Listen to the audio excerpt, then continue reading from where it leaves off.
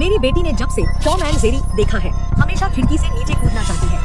वो धीरे धीरे मेरे कान में फुसफुसाती, जैक अंकल नीचे बुला रहे हैं। देर रात स्कूल व्हाट्सएप ग्रुप में एक पेरेंट ने पूछा, छोटे चेन सर, आज बच्चों को क्या दिखाया? मेरा बेटा तो लौटकर बस खिड़की की ओर इशारा करता बोलता है, कार्टून के जैक अंकल बुला रहे हैं। क्लास टीचर ने सफाई दी, रोज की तरह सिर्फ 30 मिनट टॉम एंड जेरी दिखाया, साथ ही सीसीटीवी फुटेज भी शेयर किया। लेकिन मेरी बेटी ने चुपचाप कहा, माँ, हमें दिखाया गया वो अलग था। जैक अंकल ने कहा, सिर्फ बच्चे ही देख सकते हैं। पहले मुझे डर लगा, फिर सोचा शायद बच्चों का कोई मजाक है। गंभीर होकर पूछा, अच्छे से सोचो, सच बोल रही हो? जैक अंकल कौन है?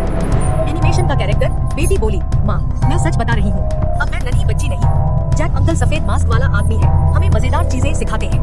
ये कौन सा कार्टून है?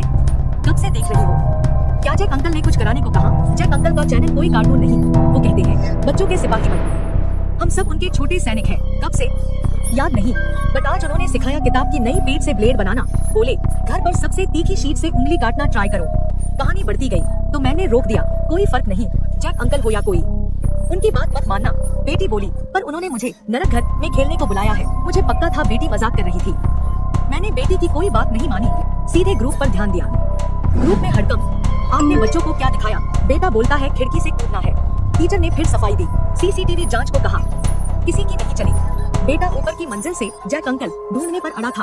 इतनी रात पर्सनल चैट कर लूं। एक और पेरेंट बोला, मेरा बेटा किसी जैक अंकल को नहीं जानता। कल आप दोनों स्कूल आइए, सामने बात करेंगे। माहौल थोड़ा ठंडा हुआ। मैंने पिछले इवेंट में बेटी की दोस्त की माँ को टेक्स्ट किया, अब ठीक है, काफी बेहतर, पिता सुना रहे हैं। मगर मेरी बेटी भी वही जैक अंकल देख चुकी है। बच्चों का ग्रुप हलचल में है क्या उससे जैक अंकल के बारे में और कुछ पूछा? शाम को ठीक थी, सोने से पहले अचानक बालकनी खोलने कहने लगी। रात में जोर जोर से रोई कि जैक अंकल बुलाते हैं, मगर हम नीचे दिखे, वहाँ कोई नहीं था। और जैक अंकल कौन है? बोला, कार्टून में काले पंख वाले छोटे आदमी, शायद बच्चों की कल्पना। मेरी बेटी बोली, सफेद मास्क वाला लंबा आदमी, पंखों की कोई बात नहीं। हम सब अगले कुछ दिन बच्चों पर नजर रखें। अगले दिन रोज की तरह बेटी को स्कूल छोड़ा। वहाँ थकी सी क्लास टीचर मिली, चेन सर, कल आपने बहुत मेहनत की। अगले कुछ दिन टीवी बंद, सिर्फ हैंडक्राफ्ट। ठीक है, बच्चों को और कोई भ्रम न मिले। शाम को बेटी दौड़कर आई, मम्मी, आज जैक अंकल ने मेरी तारीफ की, बोले 2 टास्क पूरे तो नर्क हाउस का इनविटेशन मिलेगा। मैं गुस्से में, कल साफ कहा था, कोई कल्पना नहीं, जैक अंकल की बात नहीं। बेटी बोली, मम्मा, मैं कल्पना नहीं कर रही, जैक अंकल सच है। बात कहते हुए उसने उड़न सी उंगली छुपाई। मैंने देखा उसकी बाएं हाथ की उंगली पर करीब 2 सेंटी लंबा घाव। ये कैसे हुआ? सच बात है, ये जैक अंकल का पहला मिशन था। मम्मा, पेपर से वाकई कट लगता है, दर्द भी नहीं होता।